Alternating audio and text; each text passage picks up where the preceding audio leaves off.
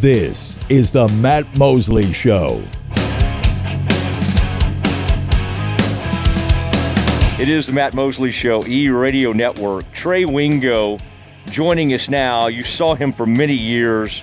He anchored the ESPN's coverage of the NFL draft and used to do the second couple of days, then became the front man and did the whole thing. And it was, Trey, you were great at it. You did it a lot of years. And I know you still love the draft. Now you don't have to put in however many, I guess you probably prepared for that 2 or 3 months. How are you, sir? I know you come to us in the land of Hawaii, and a place that you and your family have loved over the years. But thank you for getting up early and being on the Mosley Show. Means a lot to me. Oh, Matt, anytime, brother. How are you? Doing fine. And we're just, just seeing what excitement Jerry will cause today as Jerry Jones will get ready to pick at number 12 in just a little bit under 2 hours from now. But Trey, are you the habits that you formed over all those years of draft coverage, do you still find yourself digging in and wanting to know, or once you stopped anchoring, were you able to kind of immediately let some of it go? Because I would imagine to have and I know you had a staff, but still you had to put in a ton of research. Do you still love the draft? And how do you take it in now? Do you still try to watch a lot of it, or can you just try to watch a little bit of it?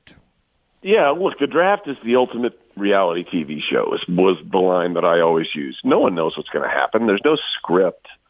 You know how much money you could have made if you in 2016 said, hey, I'm going to put some money that the best offensive lineman in the draft, right before he gets drafted, there's going to be a video leak of him smoking weed out of a World War II gas mask.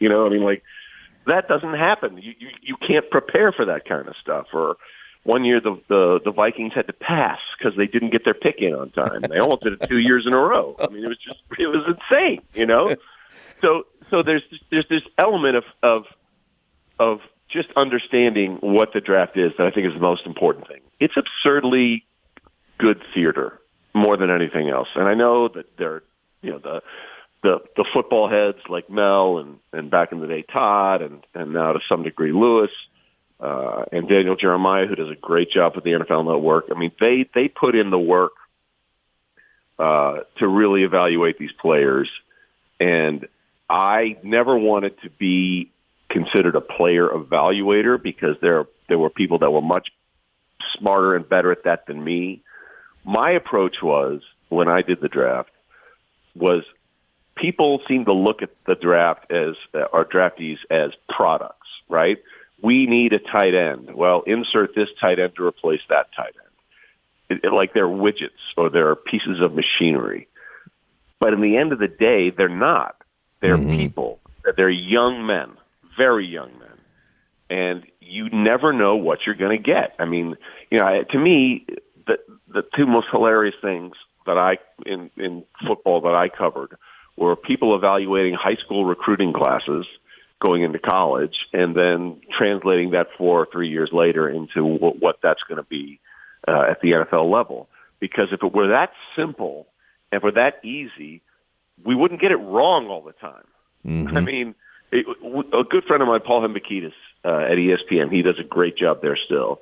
They did a comprehensive study over a 20-year period from 2000 to 2019 on just first-round picks, let alone second, third, fourth, fifth, sixth, whatever, just first-round picks.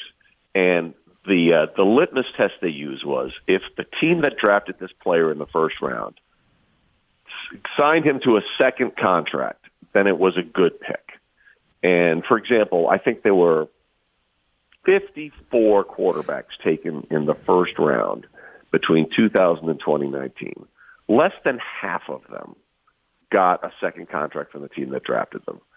And now that's not always, for example, like on the player. Like, for example, Baker Mayfield is now on Team 4, number 1 pick in 2018, and he's found a home. He's found a rhythm. It didn't work in Cleveland. Carolina was a stopgap. Then he went to the Rams and had 1 or 2 amazing games. And then since he's gone to Tampa, he's sort of settled in.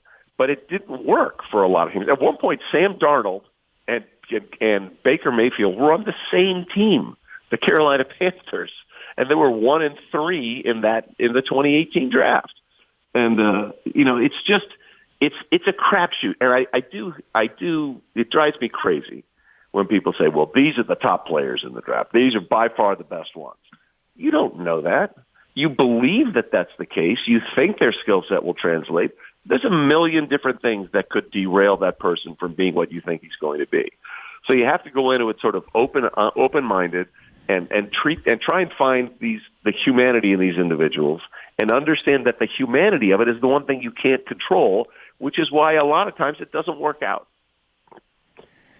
Yeah, and man, the stories that y'all would present, and now, of course, ESPN, because I guess, they can't have enough, so there's like all these simulcasts and everything. But, man, that 1 year, for instance, you know what I'm talking about. It was just like it just seemed like every other pick, there was some sort of tragedy attached to it. And I know as a host, you got to kind of have to watch that because it's like you don't want to turn it into like a sad cry fest, but also these are remarkable stories, and everybody has their own thing. So anyway, you were incredibly smooth at that, and so I don't know. I think you have to work hard at it to make it look that natural. But I miss seeing you do it, and I would watch a draft where you just walked around Maui, just recording yourself on the phone, which is kind of what you did in reacting to a Jerry Jones story. Or actually, the other day you were basically saying "buyer beware." I think you used the Latin phrase "caveat emptor." But anyway, all that is kind of amazing to just the whole thing. Now, what do you think about what the NFL did? And this is while you were still doing it. We used to be at Radio City Music Hall. You and I would both be there. I would be down there in those extremely uncomfortable seats. You would be kind of up with the high and mighty with TV, and I would wave at you and Keyshawn up there. And, of course, that's all we kind of knew, and so I loved it. I loved going to New York City. I thought that was kind of fun. I didn't know what it would be like when they sort of took it on the road. It's taken on a life of its own, and some of these scenes have been quite remarkable. I think of Philly. I think of Chicago. I think of Kansas City. I'm sure it'll look very cool tonight. I can't imagine it being quite the crowd that we've seen in these other places. But how do you feel like that has done for the NFL? How it translates, and do you find that that's even elevated the draft in a lot of ways? Oh, it absolutely has. I remember sitting next to Roger, and we always did an interview with the commissioner. The night of the draft, and we had it in our pre-draft special. And I remember sitting outside the Philadelphia Art Museum in 2017, and there's 100,000 people milling around outside. And side note, we all got a contact high. None of us would have passed a drug test with everything that was floating around in the city that day. But Roger looked at me and said, "Trey, I do believe we've outgrown an indoor draft ever." And that's exactly what happened. It just became a thing. It's become a spectacle. The NFL is really good at two things: making money and keeping our attention. And that's what the draft has become. I mean, I remember when they thought about moving into primetime, I was like, this is the stupidest thing ever. They're going to go up against primetime programming. It's going to get crushed. It crushed the competition.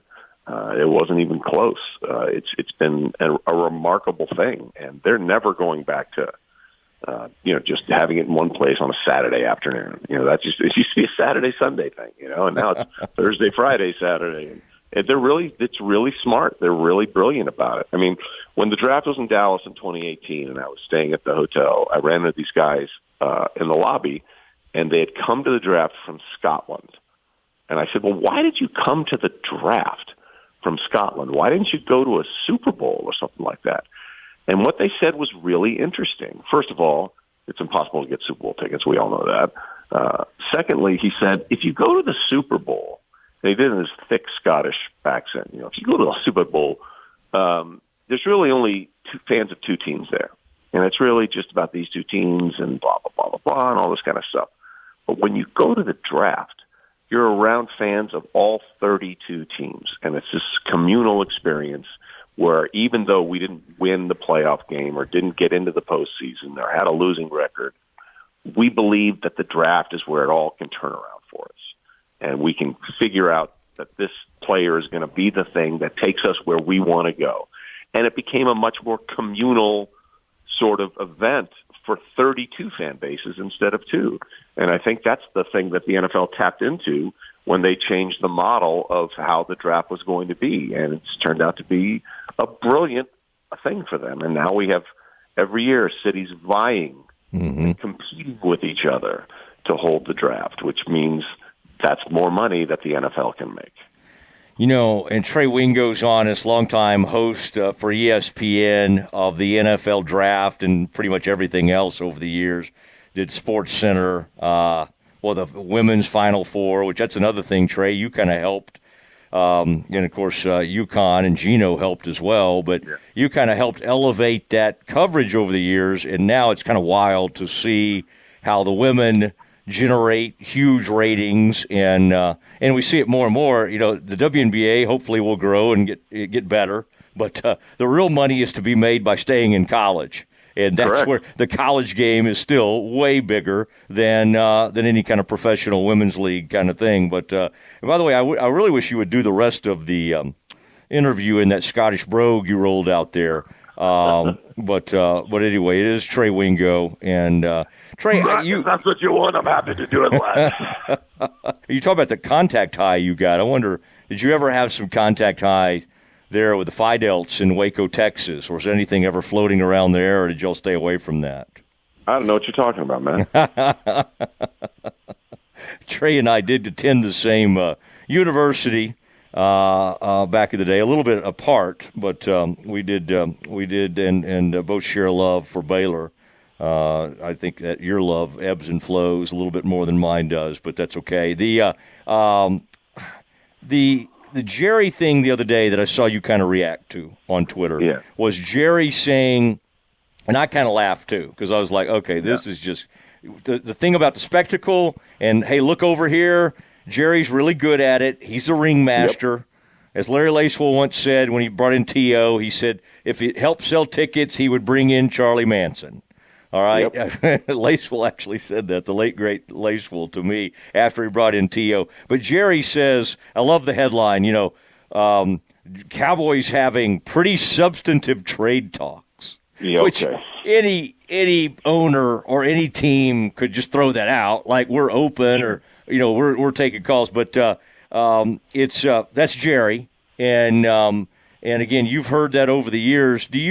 You became a Cowboys fan at what point in your life? Was it when you went to school in Texas, or was it even before that? Way before that. My whole family's from Texas. My dad's from San Antonio. My mom's from Texarkana. And we lived overseas for a few years. And when I came back, the first football game I ever saw was a Monday Night Football game between the Cowboys and the then Arizona Cardinals, or St. Louis Cardinals, excuse me.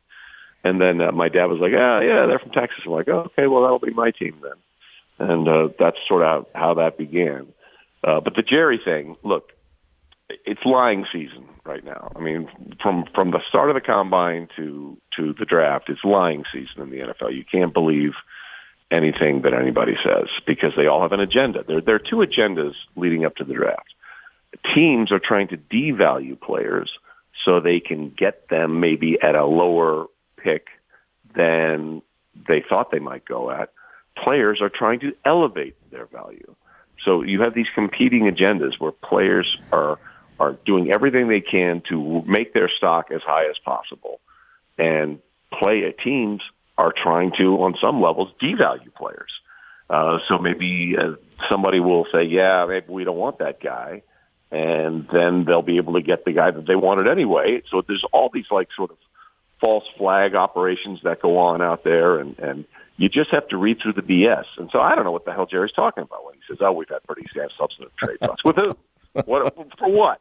And they'll never say. No. They won't say that because, A, if there is something, they don't want to ruin it, and B, they kind of just want to generate some interest to see if anybody will take a nibble. You read all these columns of the last few days from all the insiders, and you hear this team is willing to trade up to get their player if he's available, and these guys are looking to move back because the player they want may not be. And like, you could say that every year, right? You could say that every year about every draft.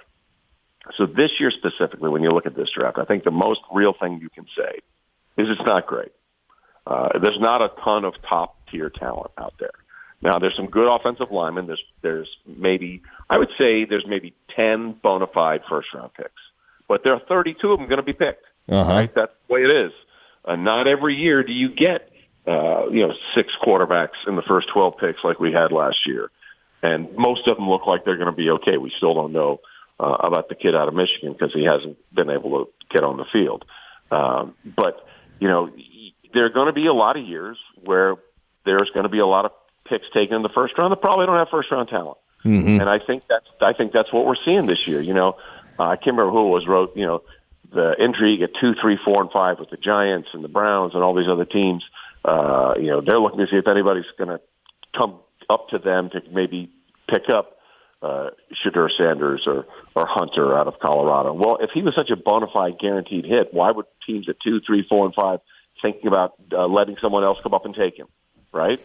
So there's a whole bunch of intrigue out there in this year's draft because there's not a lot of great talent. There just isn't. There's some good interior line talent, and there's a couple of guys that really pop, but it's not going to be a year where you can get a Justin Jefferson or a Jamar Chase or some of these guys. Some years we're stock full of them. Other years you're not, and it's just be one of those. It's going to be one of those drafts where it's going to be really important for players to go to the right place and be developed in the right way for them to be successful. Isn't it interesting that these things go in cycles? We thought the running back, it just didn't have it. It had become devalued. The thought of taking a top 5 pick or top 5 pick on a running back seemed crazy. I mean, the Cowboys did it with Zeke Elliott. It paid off for a few years. I would say him holding out and then breaking. I think the second contract obviously did not work out, but here we are. Destroyed the franchise. Exactly. The second Zeke contract destroyed Dallas's franchise, and this is the problem that they face now because they paid the running back before the quarterback, right? Which is what they did. That set everything in motion for the Cowboys to sort of have to have this hard reboot. That's why Amari Cooper had to leave because they couldn't afford to pay him, even though Dak and Amari had amazing chemistry together. They couldn't find it work. They couldn't make it work. The best teams in the NFL get their players signed before somebody sets the market. Like, that's the reality of it, okay? Myles Garrett has set the market, $40 million. Well, if the Cowboys had really tried to get something done with Micah Parsons before then, they wouldn't have to look at a $40 million a year deal. The Bengals, even though they paid Higgins and they paid Chase and all this kind of stuff, if they had gotten those guys signed early before these other contracts were taken, they could have taken care of them and had a few more years to really have some money to spend to build around these guys. So the best teams in the NFL don't react to somebody else setting the market at a position for what the price is. They make sure they get their top players in before somebody else sets the market. And that's the biggest problem the Cowboys have had. And that's why we knew when Mahomes signed that deal, even though it was this unprecedented 10-year deal, it was a fixed amount for 10 years. Extremely team-friendly. Yes. And it felt strange to say that when it was, $45 a year. But now you got Dak, who has not even close to the accomplishment of Mahomes, making $15 million more per season. Yeah. Per season. It's crazy. Yeah, it is wild. Talking to Trey Wingo on the Matt Mosley Show, E-Radio Network. And you brought up Shadur. Every year there's somebody that's like the most polarizing story, right? Yeah. I mean, even the Vince Young thing was kind of polarizing because he'd been great at Texas. The Wonderlic thing happened. There was a lot of stuff sort of swirling. What kind of quarterback was he going to be? What would the fit be? But every year there's some kind of one sort of fascinating breakout personality. Now, Travis Hunter, but because of the very nature of him playing two positions, that's an exciting, interesting one. But Shadur is very volatile in this draft. And he's the one guy now we're seeing, could he slip to 21? Could he go at 9? He's kind of, because of the desperation for quarterback, these guys could go earlier. They could, though, slide down. But, the thing, and I thought you'd be great to react to this. I have to laugh when people, sort of these unnamed sources, anonymous sources, somebody, I think Pelissero went and talked to somebody, right? A longtime assistant. And they say, this guy's arrogant, or this guy makes us feel small, or this guy, and it's just like, wait, have you met his dad? Did y'all think this guy was going to walk in hat in hand, like real, some kind of like the shy retiring type? So anyway, some of that stuff is a little over the top, but I do find him, Trey, to be maybe the most interesting part of this draft because it does seem kind of volatile. He could kind of go anywhere, including could he even slip into the second round? I don't see it, but I wouldn't completely dismiss the possibility. Well, the desperation for quarterbacks is very similar to this year's draft. We have 32 teams that have to start a quarterback, and there's probably 12, 13, 14 really worthy starting quarterbacks in the NFL. So you're right. The players are always going to be overdrafted. Just the quarterback position especially. A couple of things of what you just said. Real quickly, I got to tell this great Vince Young story. Before he was drafted in 2006, we did a pre-draft interview with him one day up at Bristol over satellite. And I just said to him, I said, Vince, one of the knocks against you that people are concerned about is that, you're going to have to take a lot of snaps under center. And, 98% of your snaps at Texas were in shotgun. What do you say to that? And I'll never forget his response.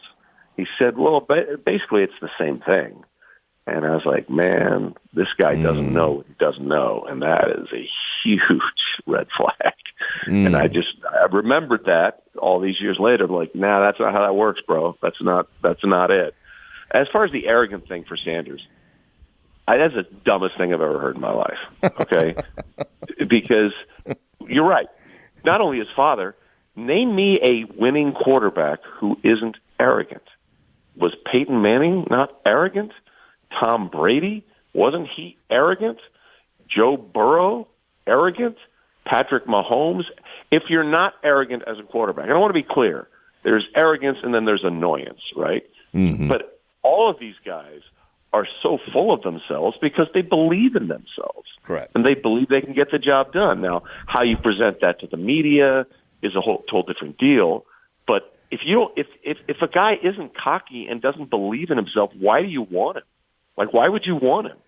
Now, the flip side to this, which is really interesting, and Jay Glazer put this out there the other day, which I thought was super interesting. NIL has changed the game for a lot of people because these guys, the top guys, walk into the NFL with a boatload of money to begin with. Now, that's not enough to sustain them for the rest of their lives, and they'll figure that out when taxes and then your career's over, and you're like, wait, where did all the money go? But they walk into this thing with money in the bank already. So you have to sort of I thought this was one of the most interesting things I've heard anybody say leading up to the draft, is that the NIL thing has changed how you really have to evaluate. Because there are people that like being football stars, but how many people really like football players? Because that's a different deal. Johnny Manziel is a great example of that. He loved being a football star. Didn't really love being a player. Didn't really want to put in the work. The documentary where he never opened his iPad once, not one freaking time. So you really need to grind and find the players that really want to play and want to be coached and want to be great at this, not just because Herm Edwards has a great saying. There's two kinds of football players: players that play the game for what it can do for them, or players that play the game for what they can bring to the game. And the latter, I think, especially in the era of NIL, which I'm all for players getting paid. I want to be 100% clear. Mm-hmm. But in the era where they can walk into some of these guys can walk into the NFL with millions in the bank already, you really got to make sure you find guys that are really, really into the game and want to be coached and want to get better, because it's not just about the money. It's about making their mark on the field. Man, well said. Last thing I wanted to ask you, for people like me that still love to kind of see what you're up to and what you're doing, I noticed Wondery, that's the huge podcasting platform. Yeah. You've also, the folks out of Vegas, I know, have featured you a lot over the last few years, but where can people, if they want to still hear from you, in fact, after you left ESPN, you were doing some great interviews for a while, because I really enjoyed some of those. Where can we still experience Trey Wingo? It's a great question. And we're going to take some time and figure that out. I mean, you can follow me on Twitter. You can follow me on Instagram and Threads. But, I'm going to be doing some golf for NBC this summer, U.S. Open, British Open, and the Ryder Cup. And we'll figure the rest of it out. I'm in no real rush to get back in there and without finding a situation that works for me. So we'll see what happens. Yeah. Well, I loved what you said about McIlroy. I do think sometimes we get captured by, recency or the moment, but that did feel huge. And I know you've always loved playing golf, love the game, and so that's really cool to do stuff with NBC. And in fact, Damon Hack's a great friend of mine that works with NBC, and man, they would be very fortunate to have you as part of that. But Trey, appreciate it. Happy draft day to you. You've been very instrumental in my career, and I appreciate that. Appreciate your friendship, and thank you for getting up early to do this with me on draft day. You got it, Matt. Anytime, buddy. All right, there he goes. Trey Wingo, longtime friend and longtime ESPN personality, SportsCenter host. Has done pretty much everything there, but really became a huge part of the draft coverage as he anchored it for, I don't know, going on 10, 15 years, it seemed like, but did an incredible job there. All right, we'll get a little baseball to finish off the show with as we continue to get you ready for the NFL Draft. That's next. More Matt Mosley coming up.